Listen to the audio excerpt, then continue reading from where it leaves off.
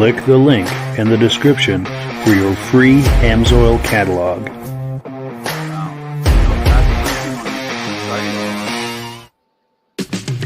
It's time for a quick shout out to some of our friends. B&B Auto Sales, your muscle car connection in Brookings, South Dakota. Above the Notch Car Club, a car club for auto enthusiasts in northern New Hampshire. The New Hampshire Muscle Car Club, the largest muscle car club in all of New England. MGM Classic Cars in Addison, Illinois. Visit mgmclassiccars.com today. Beach Hill Automotive in Bethlehem, New Hampshire, specializing in the repair, service, and towing of muscle cars and classic cars. Absolute Auto Body and Collision Repair in St. Johnsbury, Vermont. And lastly, I am your independent Amsoil dealer. Click the link in the description for your free Amsoil catalog. And last but not least, if you decide to advertise with the Muscle Car Podcast, this could be part of your advertising message. Well, good evening and welcome to the podcast. I'm really glad you're here. I have a robust lineup of muscle car entertainment on tap for you tonight. But before we get into all of that, I want to make sure that everything is working properly. So if you can see my face and hear my voice, I'm going to ask you to leave a comment. Please let me know where you're viewing this from and whether you are a first-time viewer or a regular viewer. Now, to our first-time viewers, if this is your first time hanging out with us, I hope you have a good time with us tonight, and I hope that you decided to join us here each and every Wednesday night at 9 p.m. Eastern Time. This podcast simulcasts to 8 different places across Facebook and YouTube. So wherever you're viewing this, just circle back in 1 week's time, and we'll be here waiting for you. And also to our regular viewers who are here week after week, month after month, and season after season, you guys are the ones who make this possible, and we very, very much appreciate that. We do have comments coming in. Let's take a look. Let's see. Our friends at BCJ Vids are saying good evening, and good evening back to you. Also, WKS Reviews, they're saying love the podcast, regular viewer. Thank you very much. Appreciate that. Also, our good friend, also from the Vintage Snowmobile podcast, is in the house tonight, Mike Whiteside. He's saying loud and clear. Thank you so much, Mike, for joining us. We really appreciate that. So without further ado, let's bring our friends on and get this party started. Looks like we've got a full house. Hey, how you doing, Virgil? Hey, I'm good now. Cool My interweb came back on. Nice. I know we were messaging earlier, and I was sure you weren't going to be able to make it tonight, but I'm glad to see you. Yeah. Yep, just right there in the nick of time, my wife yelled down, "Hey, everything's fixed," and I'm like, "Oh, all right, here we go, just in time." Someone's watching over us.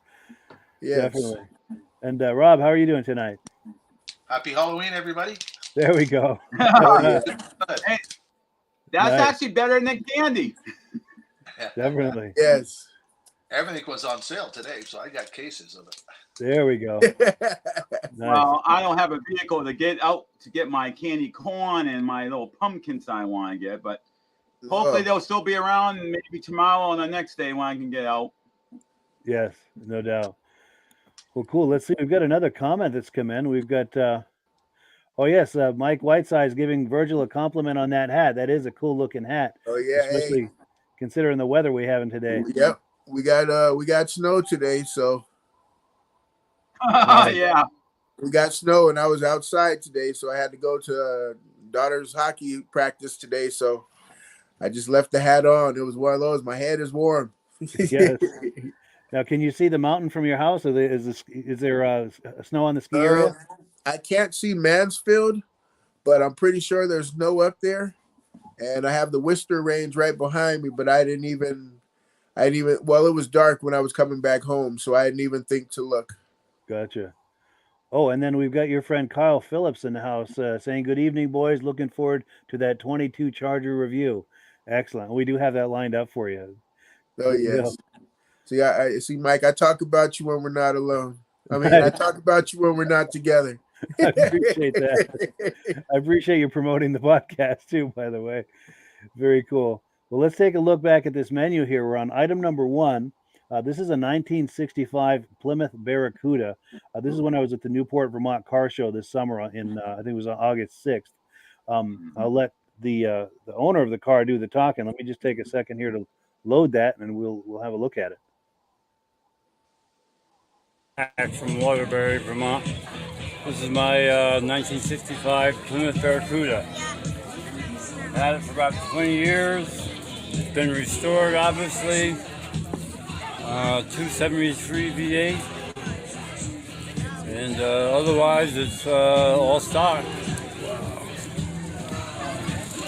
Very cool. And you've had it about 20 years, you say? Yep. Beautiful. All right, ladies and gentlemen, another quick announcement here. The 50-50 drawing is still going on. Come on. Anything with the interior that's been done, or? Yeah, the interior's been redone. Going around selling the 50-50 tickets too. Come on over again, guys. This is going to be a fast Very prize. nice. There will be a second drawing here for the bucket. There's a lot of great stuff in Paint was that done about bucket, so 20 come on years ago. over. 20 years ago. What would you call that shade? Is that like almost like a teal green, or? Say, car number 40. If you'd like to come up and Oh, claim now I your gotta think prize. of it. We got quite a few more door prizes up here, so pay attention. If I call your number, you That's come all right. on up and yeah, get a prize. it escapes me now. I had it a minute ago. That's all right. Well, while you're thinking of it, I want to get a shot of your matching shirt. Okay, it's turquoise poly. Turquoise poly. This is a factory color. Yep. Nice. And that's got a little flake in it too, doesn't it? Yep. Very nice. That's a unique color. It's got some nice Kragers on there. Yep. Love this one. I remember these big windows when I was a kid. Window, yep. Yeah. Very cool. I want to get a shot of the backside too. Yeah, that is nice. See if I can get this angle. The auto shop in Williston did the body job. Okay, yeah. So actually, I'm going to come around this way and try to get a panoramic of it.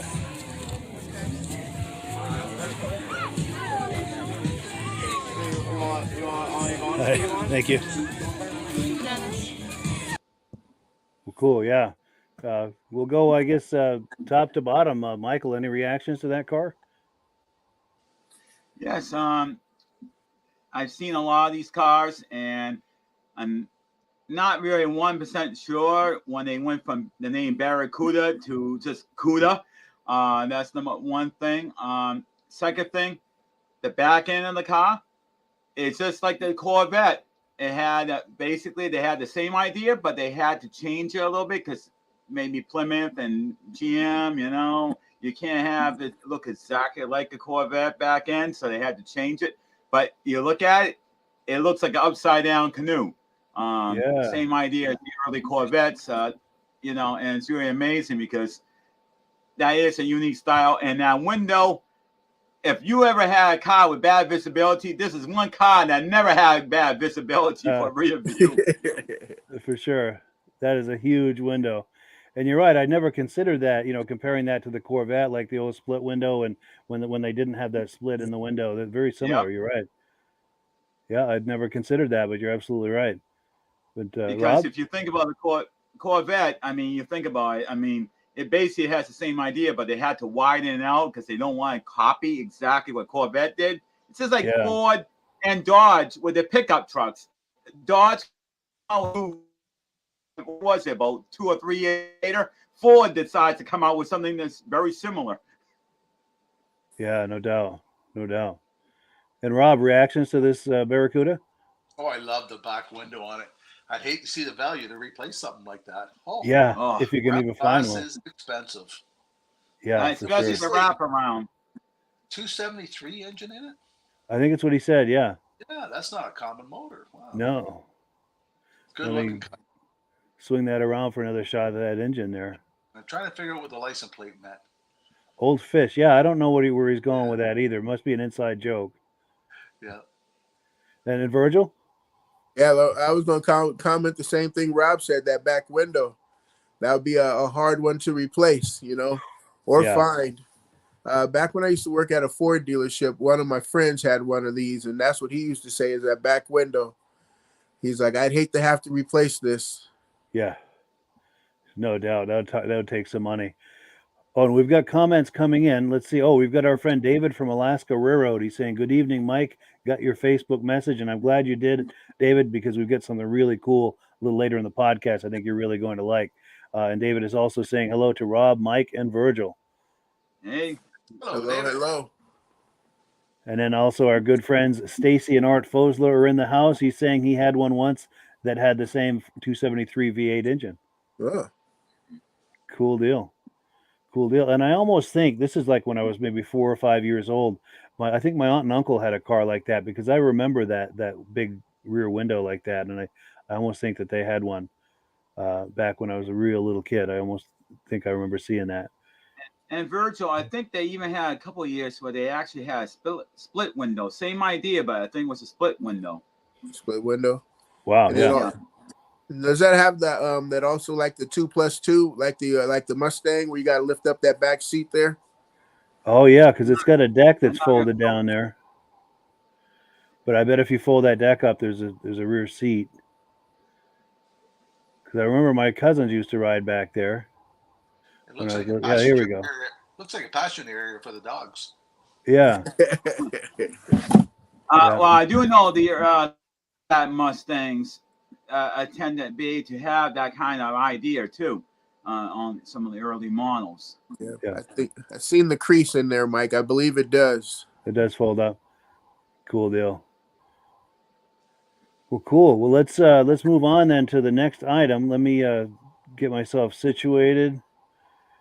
Remove this and put the menu back up. So we're on item number 2. It's time for some announcements, and of course, the announcement tonight. Rob is going to talk to us about AMSOIL. So, Rob, if you're ready, I'm going to put you full screen, and we're going to get out of your way. Okay, every week we talk about AMSOIL and how you can get one of the factory direct catalogs. Mike has a link. You can click on it, and they'll send you a free catalog. In the catalog is all the different products that we have available, but listed in the product is what the retail price is and what a preferred customer would pay. And you save 25% by being a preferred customer. We don't hide the prices. We put it right out front for everybody can see what the prices is. And that way you know exactly what you're paying and what the product's worth. And every month they have extra bonus. This month, if you buy, is it $75 worth, Mike?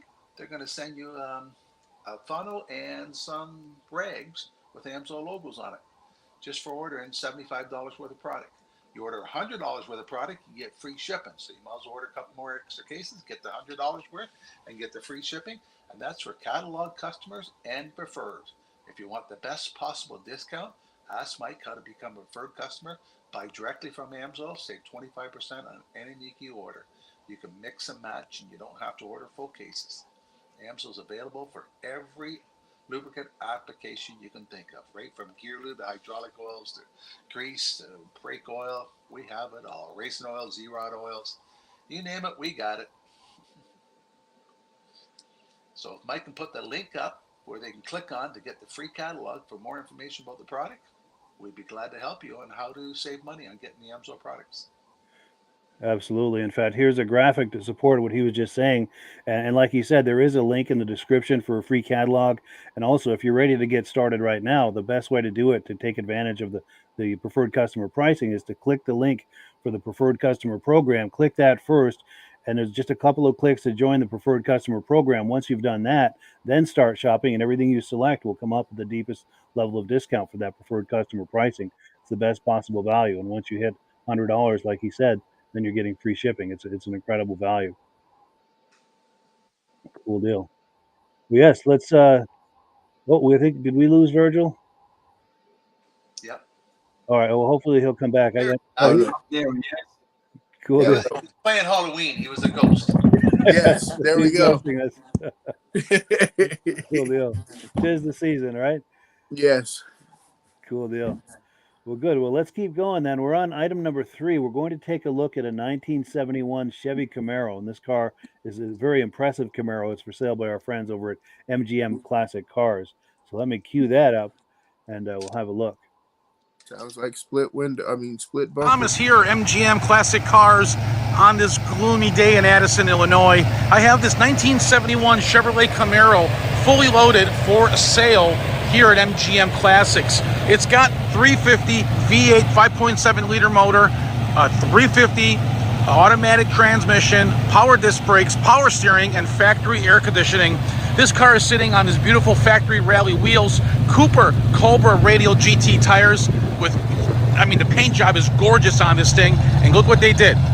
Cortez or Shadow, I think it's a Shadow Gray is what it is, because the Cortez is more of a silver. Shadow Gray rally stripes, beautiful chrome all around the car, sounds great. Body lines are really nice and smooth and straight.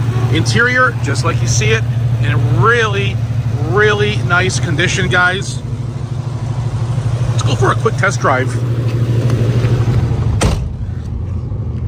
Showing about 75,000 miles. Okay. Upgraded Sony radio. Let's bolt that right in there. Roll up the window because it is a little cold here. It's 41 degrees, guys. Okay. Let's go for a little test drive here. I'll tell you guys how this thing drives and performs.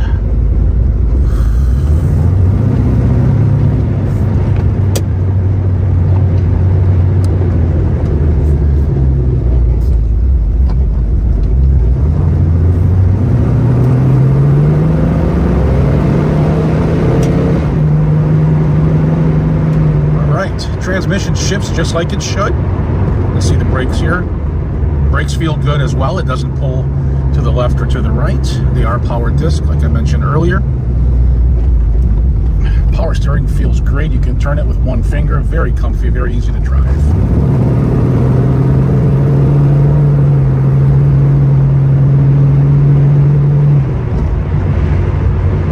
Wow, this thing's really, really nice and smooth down the road. Left turn signal functions, right turn signal functions, horn works. Wipers are inoperable. Radio works. And as far as, well, we're all waiting for traffic for someone to go here. Hold on a second. And the heat and the air conditioning defrost all function.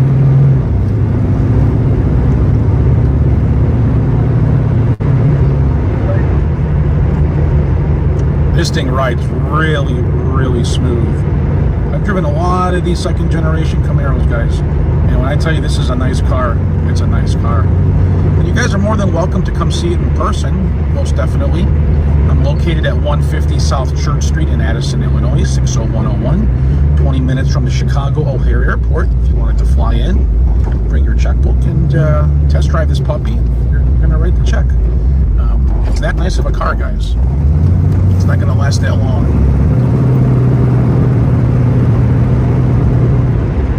I'm going to do a really sharp turn here just to make sure that, whoa, yeah, everything does feel good with the suspension. I do these type of test drives and I brake real hard just like that, just to make sure everything functions like it should. And this one does. And I get a pen handy, I will leave you my phone number for a transportation quote. Check us out on YouTube. You can subscribe to my channel, Instagram, Facebook, Twitter, all that good stuff, TikTok.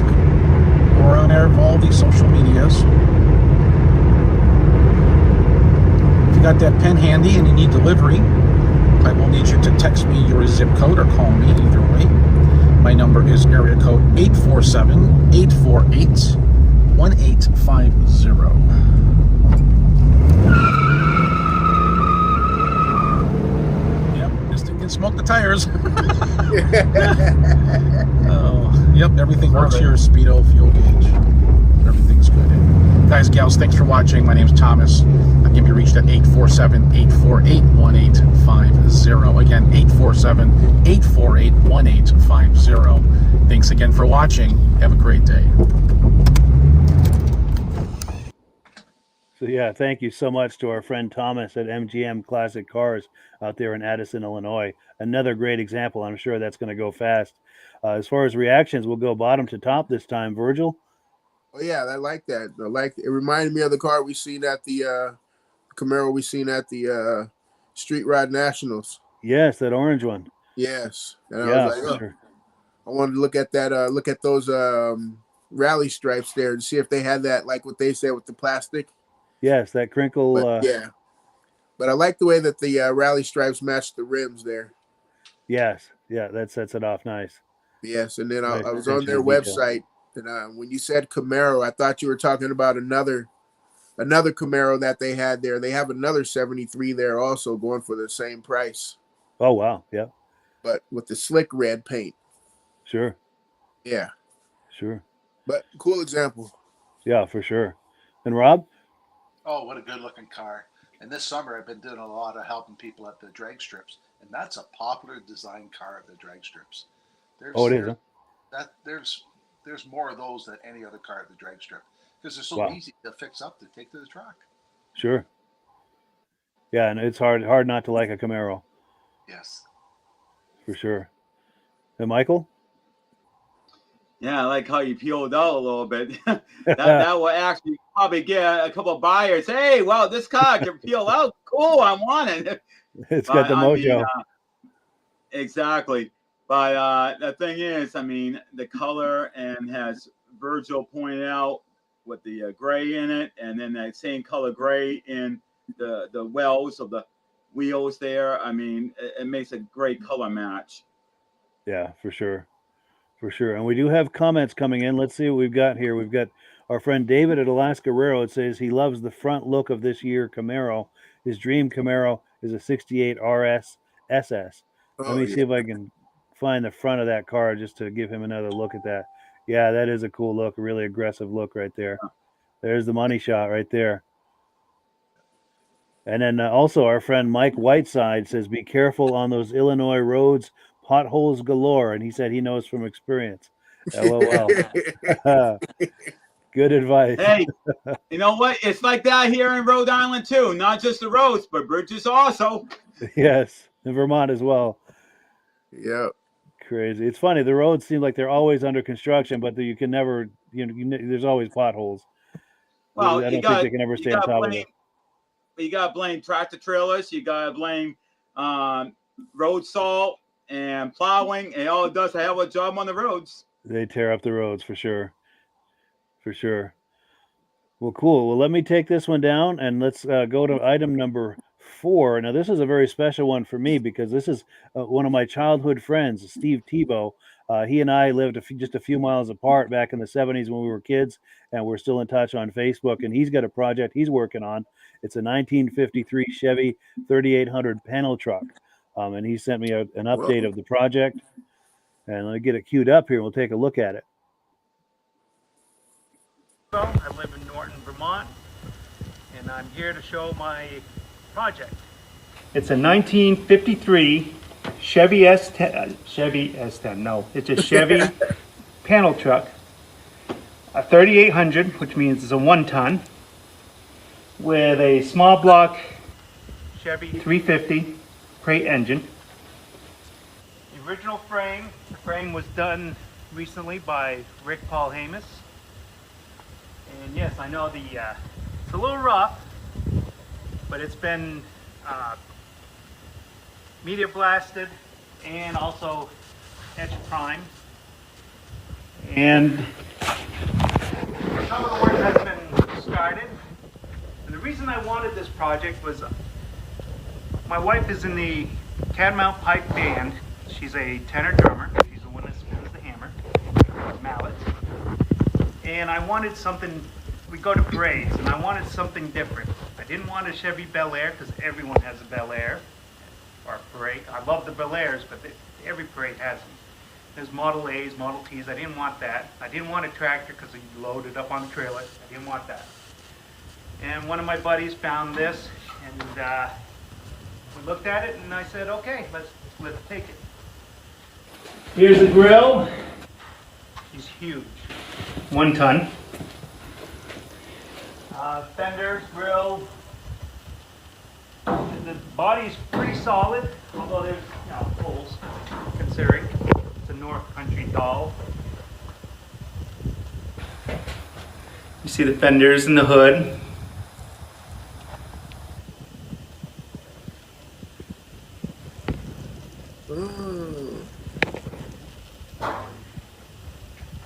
And every once in a while you'll see the original paint. It's green.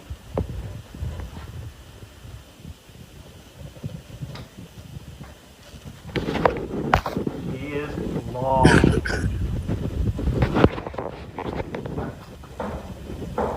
It's all there.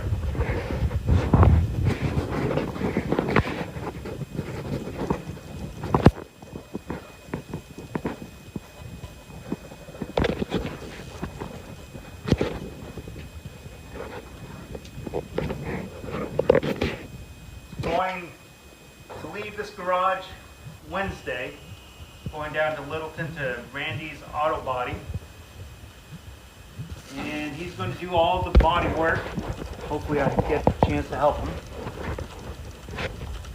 I'm not a body man. I'd rather work on the engines.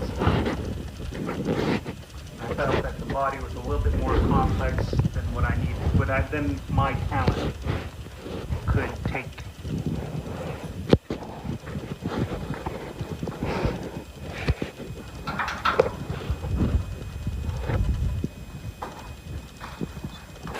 So, anyways, thanks for watching, and I'll bring videos when more changes are done to the body and when it's ready to run.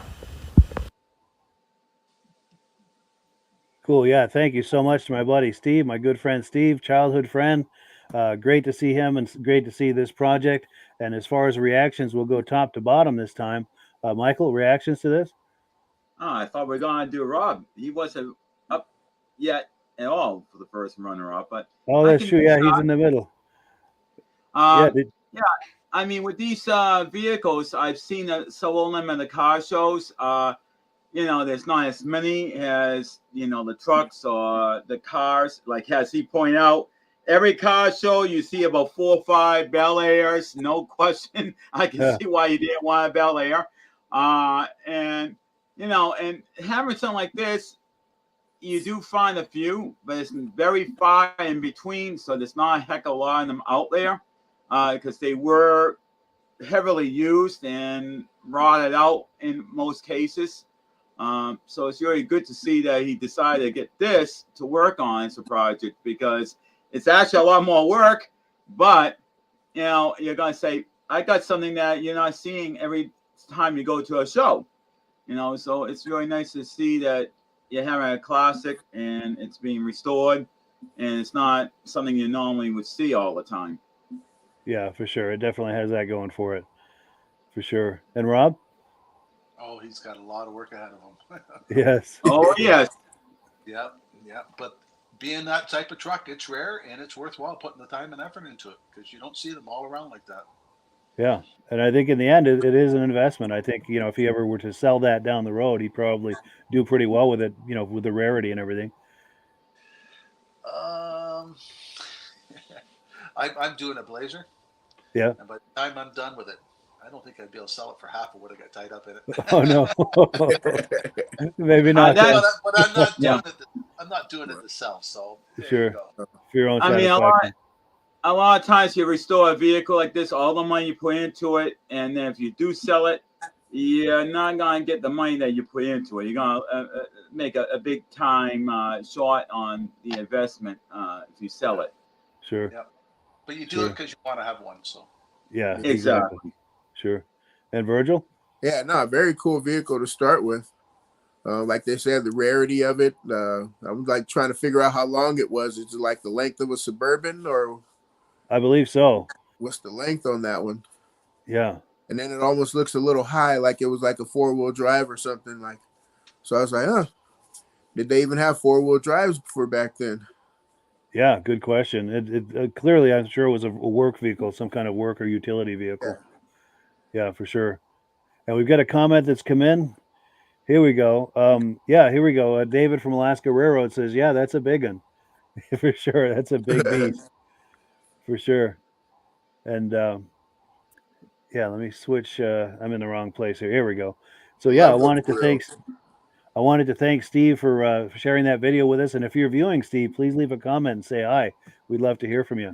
And yeah, just to all of us too. Just saying hello to Steve. He's a good friend of mine. We've been friends, like I said, since we were kids in the '70s. We just lived a few miles apart, and yeah, very cool to see that. Hey, Mike, from your stories, I thought this was going to be a Cutlass. Yes. Childhood friend. I was like, is this going to be that Cutlass? Yeah, I got to find that guy. Yeah, I'd like to find out what happened to that Cutlass. I know he sold it when we were still in high school, but there's probably a story as to where that is, or I should reach out to that guy and find him. But because there would be some stories there for sure. Yes. Cool deal. Well, cool. Let's move on to the next item here. We're on item number 2. I'm sorry, item number 5. We were on vacation last week out in the Phoenix area, and I was shopping around online for a rental car. I was looking for a sports car for the price of an economy car, ever looking for value, of course. And I found one. So let's move this menu screen off and cue it up. Take a look at that car. Well, hello, friends. This is Mike. Take a look at my new car. New for the next week, anyway. This is our rental. I managed to get a compact car price for a sports car. And oh, I hate renting cars. There's so many catches and scammy kind of things going on with that. But with that all out of the way, I got to say I'm impressed with this car. More so than I thought I would be. Now, at this point, it's just a nice car. I haven't had a chance to do any winding roads or acceleration or any of that. And I don't know that I will, driving in a somewhat unfamiliar area. But I got to say this. Initial impressions are the visibility is excellent. I was worried the visibility was going to be horrible. With the mirrors and the outside mirrors and the inside mirror, boulevard driving in an urban environment, it's excellent. And the interior, these seats are very comfortable. Nice ergonomic seats with nice side bolsters. Excellent for performance driving, and they're very comfortable for around town. Nice interior. Got GPS, backup camera, all the bells and whistles you would want. This, by the way, is the Charger GT. Great looking car. It's got nice wheels on it. Very psyched about the whole thing. We are here for the week. We're in Phoenix. This is our rental. That's a big family thing we're doing out here. 8 adults and 3 kids. These are the other parties' rentals. And yeah, we're going to have a great time out here. I used to live out here. I lived out here for about 8 years, about 20 miles right here in Chandler. We're in Phoenix, just off of Shea Boulevard. You see the saguaro cactus and the palm trees and the Palo Verde trees, and I'm sure there's some mesquite trees around. That might be one over there. I'm not certain though. It's been a while. But yeah, good to be back in the Phoenix area. I'll have more details on this car as I have a chance to use it. Basically, I just drove from the airport to here, and I am beat. I'm going to go get in the pool and relax, and that's it for me the rest of the day. But as I have a chance to drive this some more and have better impressions, more thorough impressions, I will try and share them with you. But thanks for viewing. Have yourself a great day. Well, there you have it. And you're right, Mike, for catching that. We're going to let Rob go first with a reaction. Did you get any tickets? No, thankfully, but it was begging me to drive it aggressively, and I managed to restrain myself at least enough not to get a ticket. Yes, But it is. It is a family car, but it's a sports model, isn't it? it is the best of both worlds, I thought. Yes. And is certainly quick enough to be fun and great handling, but not so much like if you were in an RT or a Scat Pack or a Hellcat that you're going to get yourself in the kind of trouble you could with a car like that. Yeah. So it's fun. It's fast enough to be fun and entertaining and engaging, but not so much that you're going to get yourself in trouble. What kind of weather you had that time of year? Oh, 100 degrees every day and sunny. Oh yeah. Yeah, it was nice. Yeah, good times. And let's see, Virgil. Yeah, I guess winter doesn't come there. No, at least not the way it does here. No, No. a very mild winter. Yeah, no, like I was telling you before, you had the best car of the bunch. Yes. Although a Fiat GT may be fun, but Yeah, I had a chance to ride in that. I didn't drive it, but that one next to it with those nice wheels, Yeah. That was actually a fun little car for what it was. It accelerated pretty nicely. I think the power to weight ratio was not too shabby on that car. I don't know if Yeah. I can get a shot of that car or not. But and then the Fiat behind it was more of kind of a plain Jane Fiat, but that one right next to it, I'm trying to get a That shot one of it there. because it had the But yeah, nicer wheels and it but those, optioned out better. But go yeah, ahead. but I'm sorry. what you have right there, that's a perfect car right there. Yeah. You know, if it was all-wheel drive, we can have it in Vermont. True. True. And Michael? Yes, I actually had a friend. He's still a friend with me, and he actually ended up getting a Dodge Challenger. I don't think it was a Hellcat, but he had it for a while. I got, I never got to drive it, but I got to be a passenger in the front seat, and I thought it was a nice car. It felt pretty solid and everything. And the Charger, it's a little bit different, and the Challenger, it's like two different beasts. But the car that he had, when you have the two-door, they bring the back end where the back windows are, they bring that whole thing up higher. So visibility was an issue, and that's one of the things that he even brought up. He said visibility on this car literally sucks. That's exactly the way he put it. But on this one, it seems like they brought that level down so you can have the better visibility. Yeah. So I know that was something I noticed when you were showing off the car and the details, and I'm like, yeah, it doesn't have that rise in the back portion that kind of made the window a little smaller and less visibility out the rear view. But yeah, so this one I can see that this will probably be even a little safer car than the other one is, because it has better visibility. Yeah, for sure. In fact, I was worried about that exact thing. And of course, in Phoenix, it's all boulevard cruising and on the highway, and it's nice to have that visibility when you're changing lanes, passing, and like that. And this was wonderful. I was very impressed with it. And like you said, a coupe where the rear end is closer to you, the visibility may not be as good. I've never driven a Challenger, but I have a feeling your friend is right. I will say, if you ever get a chance to find one that you can take it for a little quick test run, give yourself a test run, and you'll say, oh my God, what a heck of a difference this is compared to that. And you're going to say, wow, it's like a day and night with visibility issues. Yes. Oh, and we've got comments coming in. We've got Mike Whiteside saying, pretty sure you got the best car out of the others, for sure. I agree. Yeah. And then here's another comment too. David from Alaska Railroad says he visited Phoenix in '94, stayed on Van Buren Street. Ironically, Van Buren is where we rented that car, which is just a few miles from where we were. We were on Shea and 40th. If someone's familiar with Phoenix, they'll know what that means. But he's also saying, I'm glad you had a good time. And thank you for that. We did. We had a wonderful time. But cool. So, yeah, let's move on to the next item here. And we are on item number 6. So here's a fun one too. David from Alaska Railroad. I'm glad you're in the house because we put this one together for you. I mean. These are some Monte Carlo images that Michael Delage has shared with us. Michael, by the way, is the host and creator of the New England Classic Cars Facebook group. It's an excellent Facebook group. If you're interested in such things, there's a link to it in the description. But what Michael and I have been doing is he shares images with me. We'll usually find some kind of a theme. For instance, this week it's Monte Carlo images. He shares the images with me, and I put them into a little image montage with some music, which is what I've done here. And I'm glad that David from Alaska Railroad is in the house to view it because I know he very much likes the Monte Carlos. So let's take a look.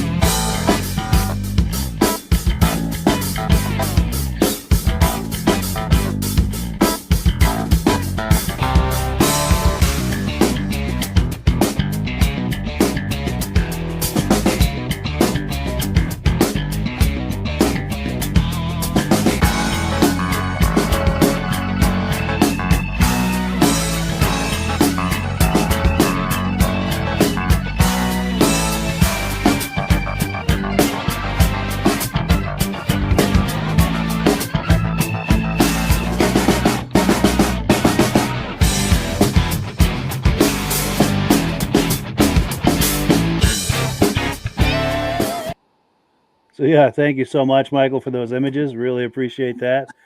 A lot of Monte Anytime. Carlos, a lot of wonderful cars in there. Now, I think, is it time now to go bottom to top for reactions? I kind of lost my place.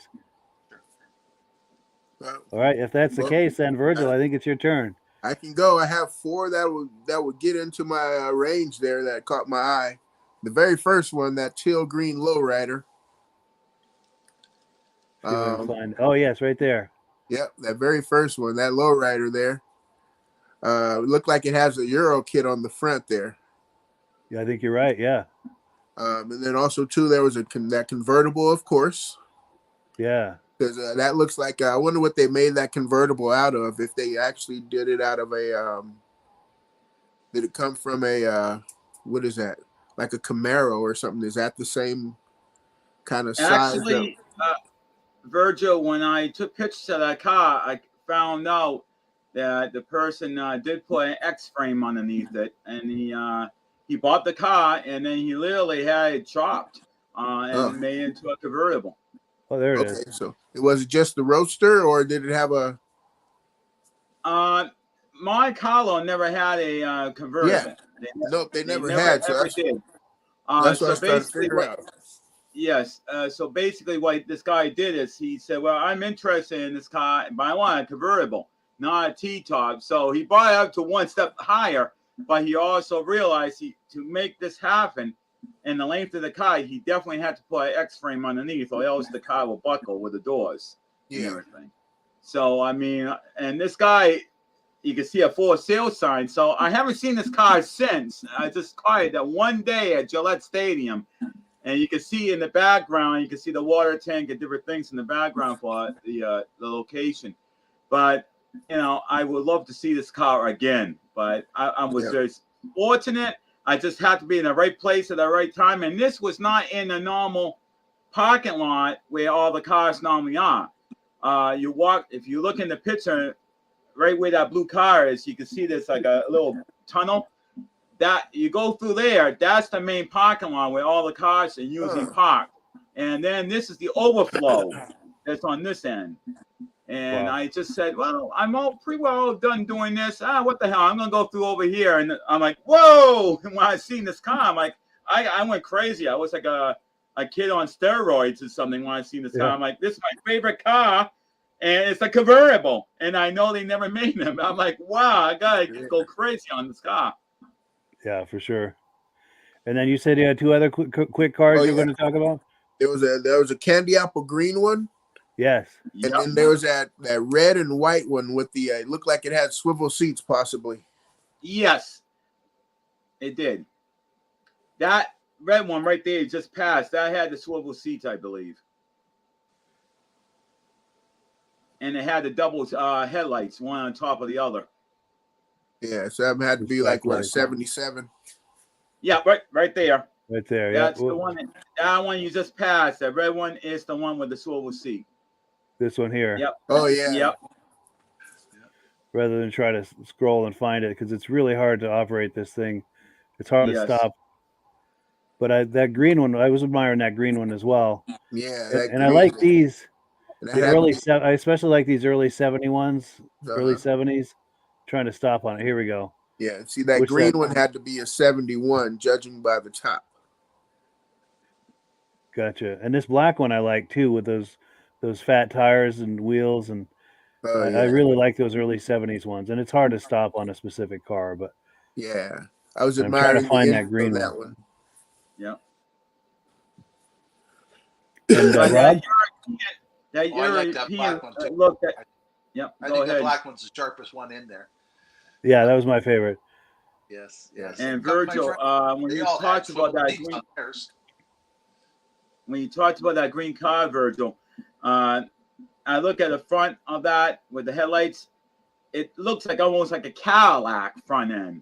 You know, you look at the grill and it looks kind of like a Cadillac, but you got to remember, it's a GM, and GM made Cadillac, so it makes sense that, you know, it could look similar, you know, with Give me the grill. some styling cues for sure. And then I'm trying to find that white. Here we go. That white one with the nitrous bottles. Yep. Oh yeah. I bet that goes down the road. Now that's got that's got to be an 86 to a 88 Monte Carlo. I mean, that's the design time frame Sure. for this particular model. Oh, and then we've got comments coming in. So our friend Mike Whiteside says he's owned 4 Monte Carlos in his lifetime, and it's by far his absolute favorite car. Cool deal. Well, I'm glad you were in here tonight so you could see this. Pretty And You cool. know also what? our friend David at Alaska Railroad, and we know he loves Monte Yeah. Carlos. Let's see what he's got to say. He said, "Something told me you invited me tonight because you had a Monte Carlo to share with me. Great selection. Thanks." He says his is a 1980. He also owns a 2003 Monte Carlo SS. However, he would love a 1986 SS.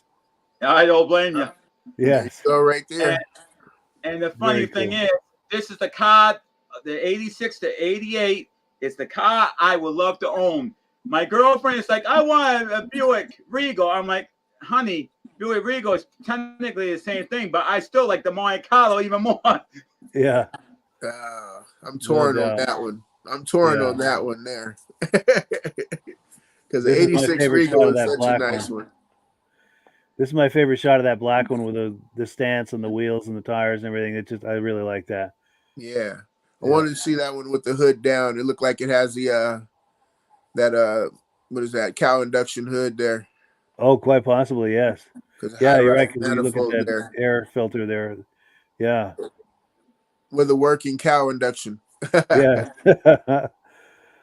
Well, cool. Well, let's move on to the next item here. We've got another car to look at. We were talking about Challengers earlier. Oh, and one other thing. I missed this comment earlier, but when we were playing the video, I stumbled onto this. Now, Kyle Phillips made a comment. We were wondering aloud about that Barracuda. The license plate said Old Fish, and Kyle Phillips came up with the answer. He said Barracuda is a fish, and it's an old Yes. Yes, Barracuda. it is.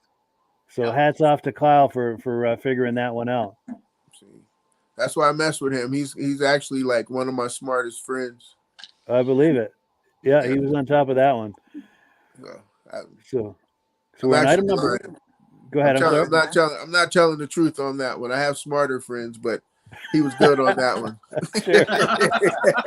Well, he came through for us tonight anyway. Cool deal. So item number 7, we're going to look at a 1973 Dodge Challenger. This car is for sale by our friends over at B&B Auto Sales out in South Dakota. Let's get that queued up here and take a look.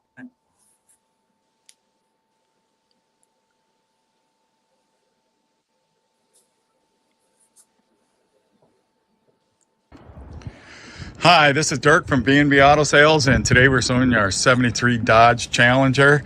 Good looking car, runs and drives good. We also have videos of running it and driving it. 344 barrel, automatic.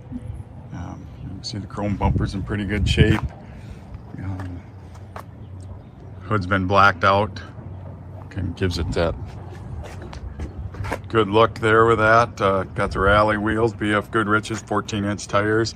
So there you can see 344 barrel. Here's one issue they must have had. Somehow got this all chipped up or something with the paint, so they had to touch that up. And then you got a chip right here. Them are probably the worst couple spots on this car because you can see by the reflection that it's got a good quality paint job. Got a nice shine to it. Interior is good. I don't see any issues in that whatsoever. Maybe the steering column a little scratched up. Must put a new speedometer in because it shows 205 miles. There's a tack gauges and then aftermarket gauges over there. Buckets of the console seat. You know, the carpet probably could be a little aged, I'm going to say. Put speakers in the back. Here you can see your dome light works. Door panels are all in good shape. So, oops. Shut them 2 doors a little harder than so. Lines all look good here on the trunk. They added a wing to it with the flat black. See that bumper's all in good shape. Repainted that. Had a I don't know why that's rough like that, but I think maybe it was supposed to be. Like I said, everything looks good over on this item. Couple spots I showed you. There is a little dirt in the paint right there. See that? So, you know, a few imperfections. But nice car. Runs good, drives good, and really got a good look to it. There's another little chip over the door here. So if you're looking for a good driver quality, I wouldn't completely call it a show car because it's got a few imperfections. You could show it, but just a few imperfections might keep you out of first place. Might be a third place car. Tack doesn't seem to be working, but there I just put some gas in it, so just a little under half a tank. Clock works in it though. And then these are, you can see oil pressure about 50 pounds. Dome light underneath there works. Blinker to the left, blinker to the right. Fan works. Wipers work. Horn works. So I believe everything in here works. Well, there you can see your dome light. I mean your bright, or shows it on bright for your lights. Got a JVC radio and it might be unhooked right now because it's not working. So.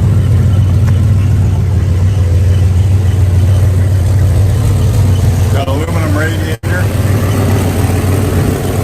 Lights. Got your fender tag. Tag on that side. Power steering, power brakes. Runs nice and smooth.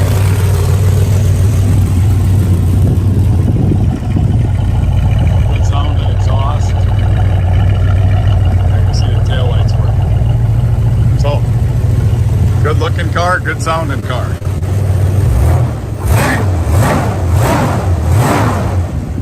Any questions? 605-695-7391.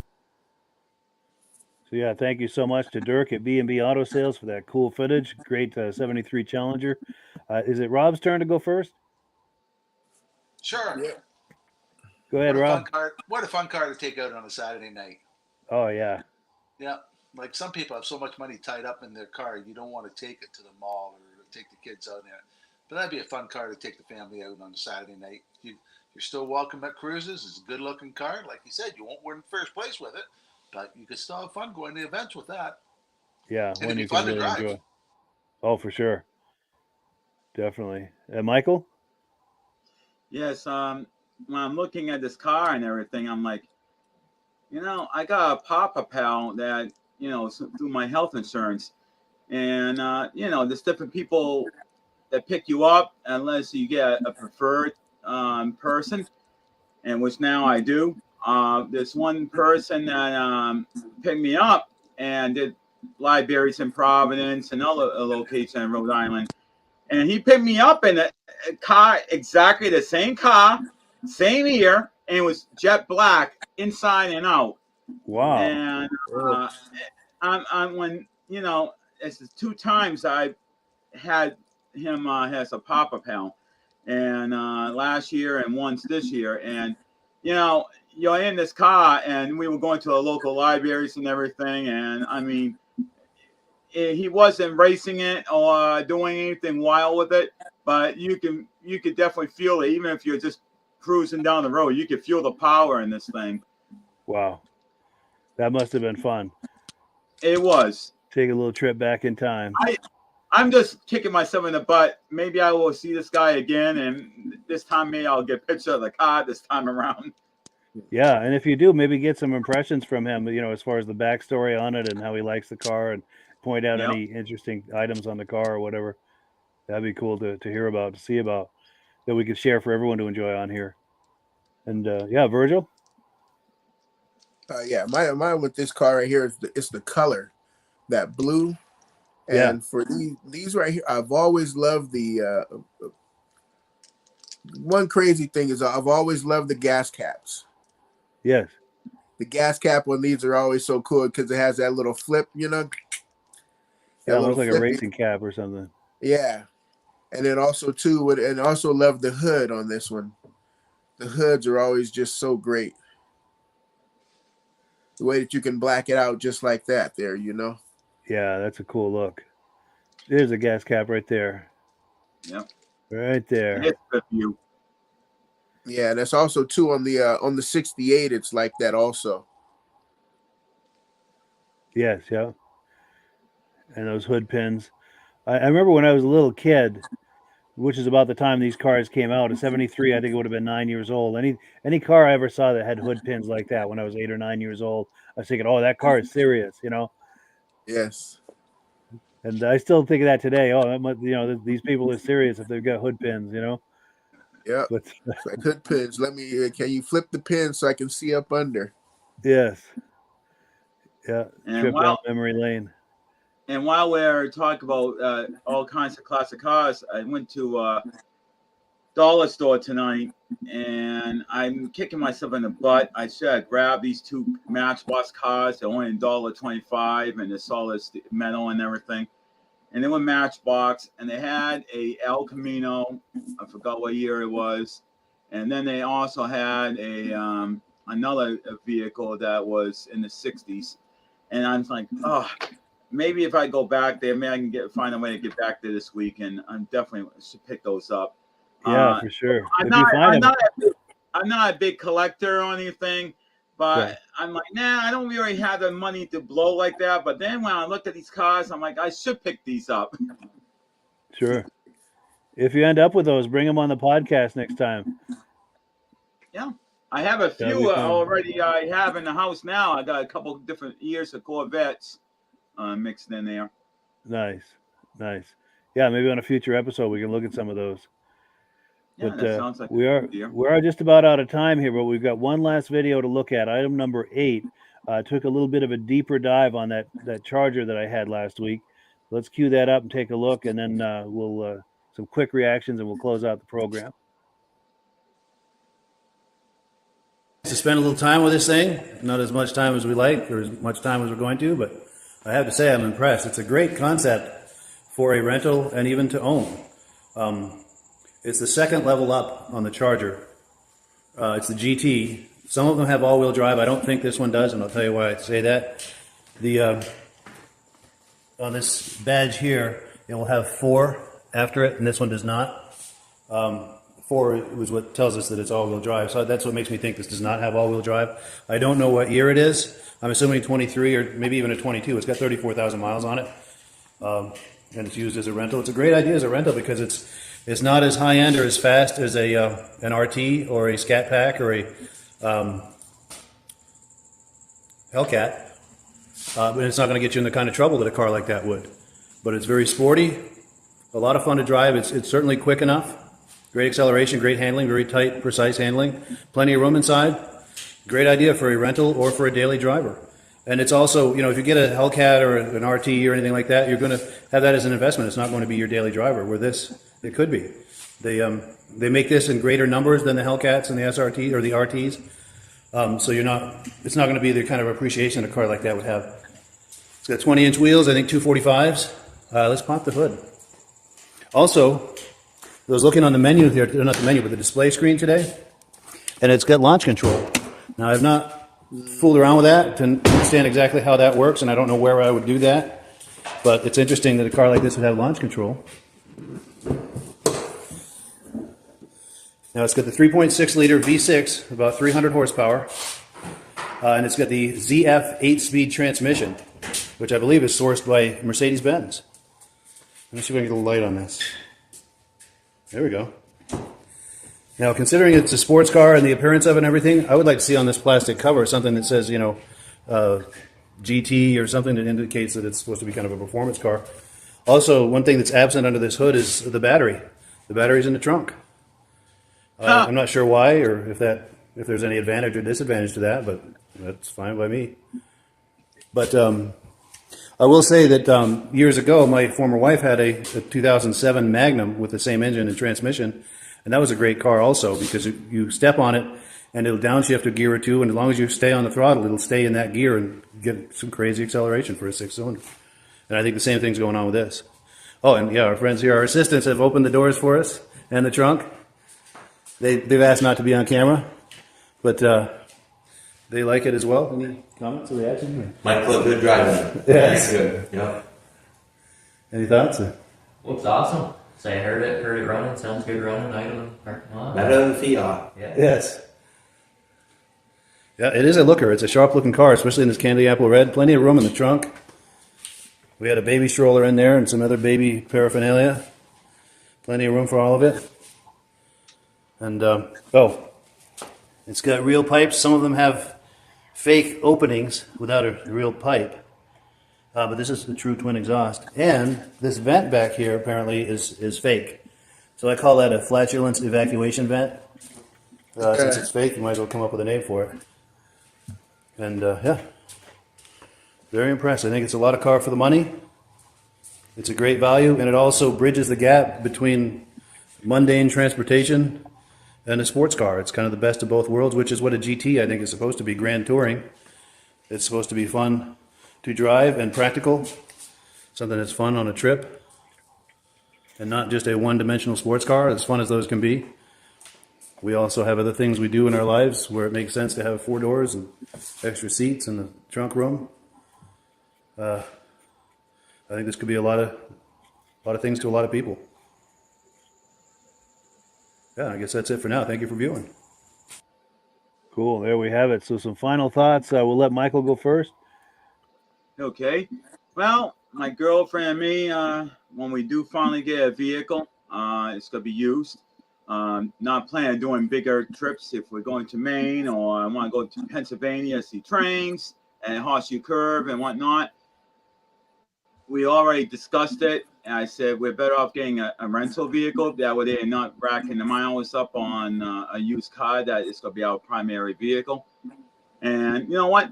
I'm going to have to look to you, Mike. I'm going to have to ask you, when the time comes, what vehicles will me and Lynn get for a rental vehicle? And right now, this looks like a good one right here. For sure. But she's not into Dodge. She had a Dodge Shadow in the past, a 92, and she called it a misfit. And it was only a 4-cylinder. I think it was like 2.1 or 2.3 or leaner. And whenever you're going up a hill and stuff, it didn't. You almost had to kind of push it to get up a hill to get to 65 miles an hour for a highway. But the thing is, she that was the only car she ever owned that was brand new, and that would never happen again because we don't have that kind of money. But the thing is, she doesn't like Dodges, and I have to admit, even though wasn't exactly crazy about the car, I care about the car, I think, more than she did. Yes. Yeah. And Rob? Did you have the option of renting a Hellcat? They would rent you one? I don't think so. No, because I know people run away trying to buy one. Yes. Oh, what a great Well, Rob, there is places that you can rent a Lamborghini or Porsche and different cars. By the hour. Yes, yeah. I don't know how it works. It's going to cost you some money, yeah. Yep. And I'll tell you how I found this. I was on Expedia, and I was looking at compact cars, economy cars, kind of get a sense of what those are going for per day. And then I did a sort for sports cars to see if anything would come close to that. And this was within $3 or $4 a day of those economy cars. I had to keep searching and resorting, but I eventually found one. So only $3 or $4 more than a little small little thing. Wow. Yeah. Not a bad deal. And I had to search for it. You know, it took a little searching, but I was able to find it. And yeah, and then Virgil, any final people thoughts? who rented the Fiat are upset you got that for the same price they paid for the Fiat. Probably, yeah. Yeah, they went on Truro for that. Yeah, it was a whole different deal altogether. But yeah. Yeah, that I'm surprised the thing has launch control, but pretty cool. But being a GT, it better have launch control. Yeah, give you something to do for the as a rental car. Absolutely. And I'm also Hertz right now is renting out the Shelbys again. That would be amazing. Well, yeah. Now I'm a little confused. Launch control. I'm new to the electronics and cars. I never really got the experience with them yet. But what the hell is launch control? Does it launch like a launch pad, like a space shuttle? Yep. Yep. You got that set up. It sets you up at an RPM where your RPM, where you can just rev them up and just sit there and let off the gas. And with Yeah. traction control, the tires won't spin, and it's fast. And it You're launches launched. you. And it also had I kept it on this screen here because it also had a 0 to 60 timer. So as you're going from stoplight to stoplight, you couldn't really get into it for some serious times, but it's fun to watch your 0 to 60 time. Yeah, And, see, I would have played with that thing. Yeah, I had it on this screen the whole time. I'd have been missing whatever. I would have been missing whatever I was supposed to be there doing. You guys are going to dinner? No problem, no problem. I'll meet you there. You know? Exactly. Oh, and we've got a comment that's come in. Let's see. Oh, here we go. All right, yes. So David from Alaska Railroad is saying, thanks, guys. Nice show. Thank you so much for viewing. We appreciate that. And oh, yes, Mike Whiteside makes an excellent point. Using the launch and control, you're getting 4 miles per gallon. Oh, yeah, probably so. Yeah. Oh, and in Phoenix, the gas was like $5 a gallon out there as opposed to like $3.69 here in Vermont. I think there's a lot of state municipal taxes going on with that. And then lastly, we've got David from Alaska Railroad saying some Buicks had the battery under the rear seat. Some Dodges had the battery in the driver's rear wheel well. Interesting.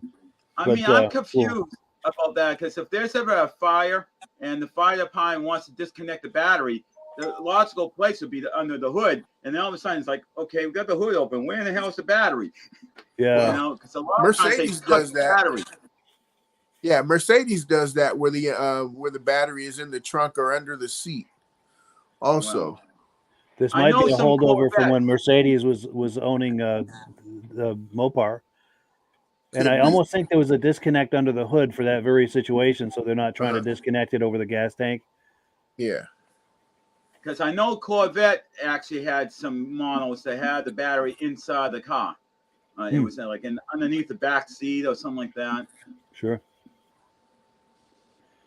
Yeah, well, cool. Well, it is that time of the night to wind down the podcast. Real quick, around the horn here, we'll let Virgil go first. Any final thoughts, Virgil, before we close it out? I'm glad my internet came back up.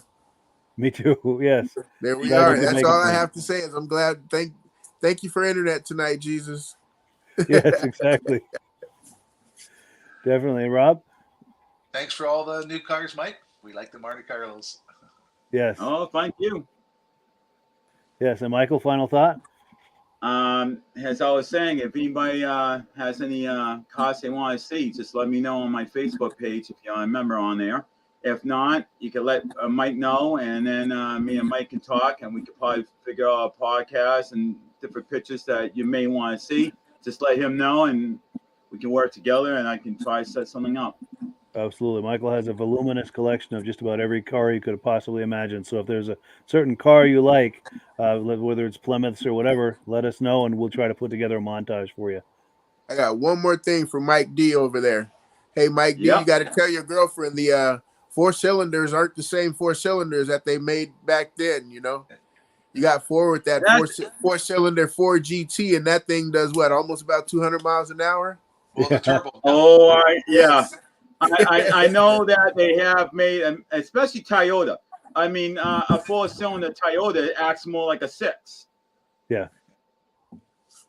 But you got to remember that Dodge Shadow that my girlfriend had, it had a Mitsubishi engine and the transmission and stuff. So basically, it was a foreign stuff in it, but it was a good car. But the transmission did start having a little problem when you were doing a paper route and you're going slow between houses, and you can feel the car, it jerked forward a few times.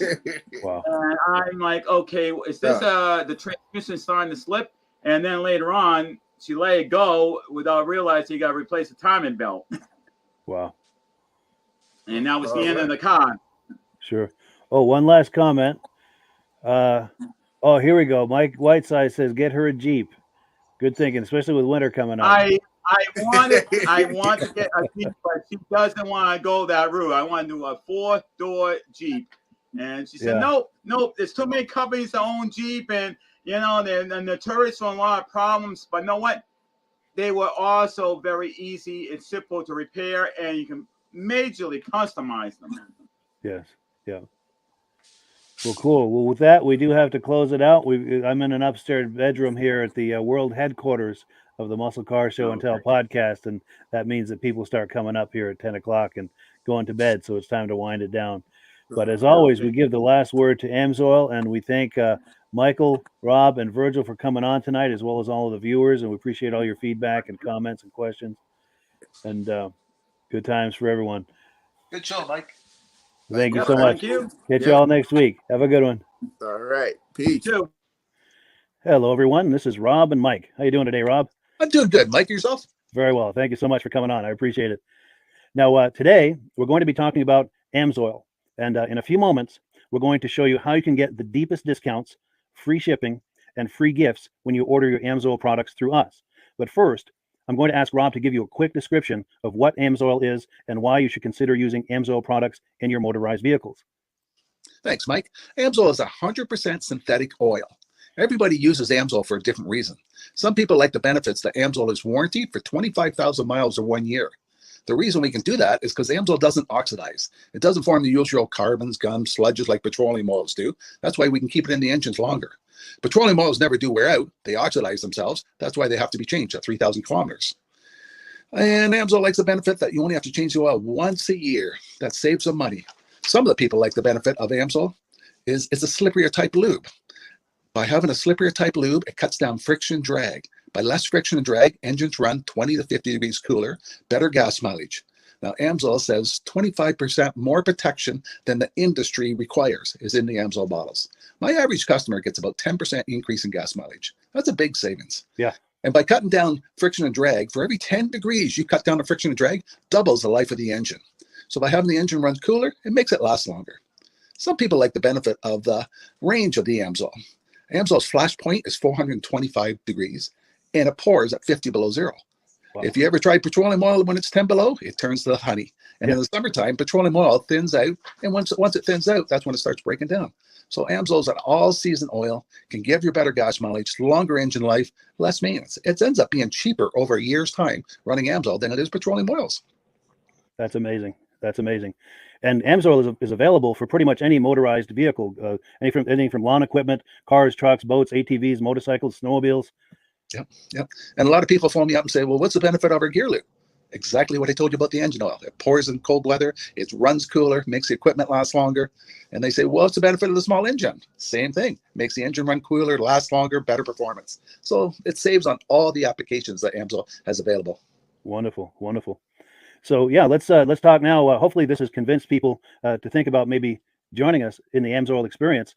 Let's talk about some of the discounts and free shipping and how that all happens. I'm going to pop a graphic on the screen. And yeah, by all means, if you want to talk people through how this preferred customer program works.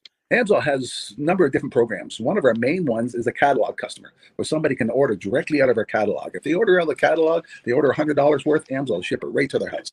But our best program is our preferred customer. For only $10 for 6 months, you become a preferred customer, you save 25% on all the product. You order $100 worth, they're going to give you free shipping.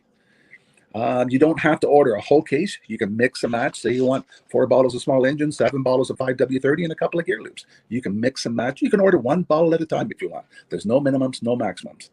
By being a preferred customer, you save over 25% on all the products you're going to buy. AMSOIL sends you extra gifts, a $5 gift certificate on your birthday, $5 when you renew your account, and stuff like that. So it's a good way to save on some of the products you want to buy. For sure, for sure. Yeah, it's an incredible value. And this is the deepest level of discount that anyone can get when ordering AMSOIL. Is that correct? It is. It is. Wonderful, wonderful. So let's take people through the step-by-step experience of placing an AMSOIL order. Then that would include signing up for the preferred customer discount, or sorry, preferred customer program, so they can receive those deepest levels of discount. So let's go to the website. This is what the website's going to look like. These are some screenshots. Once you go to amsoil.com, there's a link in the description, or you can just type that into a browser, amsoil.com. This is the page you land on. At the upper corner of the page there, you see how I've circled in red. That is the link to click, the Join Now link. That will take you to the preferred customer program page, where you can take advantage of all of these discounts and free shipping and everything that we've just been talking about. This is what that page looks like. In the lower right, you're going to click Join Now. This will pop up. You select the duration you'd like, whether it's 6 months or 12 months, and click Add to Cart. Now, once this pop-up goes away, you'll be back on the main page. And the upper left, you'll see where I've got that red arrow. It says Shop. Now you can start shopping for products, and on your very first order, you're going to get these discounts and the free shipping as long as it's over $100. You'll get all of these benefits right away. So once you click Shop, it's going to take you to the product page. There's different types of oils, lubricants, so on and so forth. For the benefit of this exercise we're doing now, I'm just going to click motor oil. It shows different types of motor oil. Let's click gasoline. Now this takes us to an item. It's their synthetic motor oil, and you can see the item there, and there's choices for different viscosities. But take a look at the price. Let's take a closer look. Let's zoom in. But if you've joined the preferred customer program first, you're going to automatically get the deepest levels of discount. That's what we're looking at here. You're saving $3.80 on that quart of oil. Instead of paying $16.29, you're now paying $12.49 for that quart of oil. That is the deepest level of discount you can possibly get. And then you just add the quantity that you'd like. You select any other items that you're thinking about, add them to the cart. And once you click add to cart for the final time, you're going to see this come up at the top of the screen. It's going to show your items and your the total that you're at so far. Pardon me. And then you just click view cart in the upper right, and that'll take you to your cart. Take a close look here at the upper right. That blue box shows that you're getting free shipping. You're eligible for free shipping on this order because it's over $100. That little yellow box shows that you've got the preferred customer membership on your order that gives you the deepest levels of discounts for the next 6 to 12 months. And then below that, you've got the items that have been selected. For the exercise here, I selected 9 quarts of the signature series, but that brings us up over $100 for the free shipping. We're saving $34.20. And if you're ready to finish, you click checkout now, and that takes you to this screen here. If you haven't signed up with an AMSOIL account at this point, just click in the lower right to create an account, create a new account. It's going to ask you for some basic information, name, and those types of things. Now let's take a closer look. You'll see this gray shaded box. This is a very important box. This is going to ask you if someone has referred you to AMSOIL. And if so, please enter my name. My name is Mike LaPierre. It's spelled right there on the screen for the correct spelling. And also the referral number, 304-555-94. That's how you make sure that Rob and I get credit for this. Now, in the interest of full disclosure, I have signed up for AMSOIL under Rob. So when you order using this referral number, Rob and I both benefit. So if you enjoy these podcasts that we're doing, this is a wonderful way to support the podcast, because when you order using this referral number, Rob and I both benefit. And the commissions I make go directly toward offsetting the cost of doing these podcasts. So I thank you in advance for that, for using my referral number. I very much appreciate it. And once you've done that, you just go into the next screen to enter your payment information, and you're done. Now, once you've placed your order that's over $100, and that order includes your AMSOIL preferred customer program, you are now eligible to get a free DVD from myself. Now, this is going to be either a muscle car DVD or a vintage snowmobile DVD. Use the email address on the screen, wkspodcasts@gmail.com. Send me an email. Let me know which DVD you would like me to send you, the muscle car or the vintage snowmobile DVD, and I'll get that right out to you. As you're typing in that email, in the subject line, be sure and type in capital letters free DVD requests, so it stands out as I'm checking my email, and we'll get that right out to you. So I guess the last thing, Rob, that we wanted to talk about is if someone is considering AMSOIL as a business opportunity. Yes. If anybody has a retail or a commercial account and they would like to buy directly from AMSOIL, just send Mike a line. He'll show you how to set up, and you can buy directly from AMSOIL. But if you are interested in starting your own part-time business, a part-time business that can grow into a full-time income, Mike and I will show you the AMSOIL marketing plan. AMSOIL has a large selection of products that cover almost every application. So it doesn't matter if you're into snowmobile, boating, or ATVing or hot rods, we have an oil for every application. It's a fun type business that's I really enjoy doing. Where else can I go and have fun and make money doing it? And Mike and I are here to help you all the way along. If you need any help on how to promote or to find new accounts, we're here to help you. For sure. So when you sign up under that number, this 304-555-94, you're getting Rob and I as a team. Now, Rob has been doing AMSOIL for 40 years. Can you believe that? 40 years. So he knows every aspect of this business, and he knows all of the ins and outs of the products. So he'll be able to help you with any kind of product questions or any kind of questions to show you the different business models that you can do with AMSOIL. And then the other thing that you get when you sign up under me is I've got a strong background in social media. So if you need some coaching on how to generate AMSOIL leads using Facebook and YouTube, I'm happy to coach you with that when you sign up under Rob and I. You get both of us as a team to help you, to coach you, to support you, whatever you need to get you off and running with this business and having fun with it. Like Rob said, it's an enormous amount of fun. If you're like Rob and I and you enjoy going to any kind of boat shows, car shows, motorcycle shows, snowmobile shows, anything with a motor, you like going to those shows, those events, those races, this is a great way to turn that into a income opportunity for you. Yes. And just by wearing my AMSOIL hat at one of these events, people come up and ask me about AMSOIL. People don't know where to buy it, and I'm there to help them, show them where they can buy the products. Perfect. Well, cool. Well, this is great. Any final thoughts, Rob, before we wrap it up?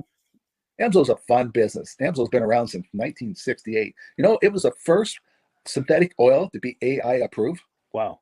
Yeah. That's amazing. And that's very early in the game too, isn't it? Yes. For sure.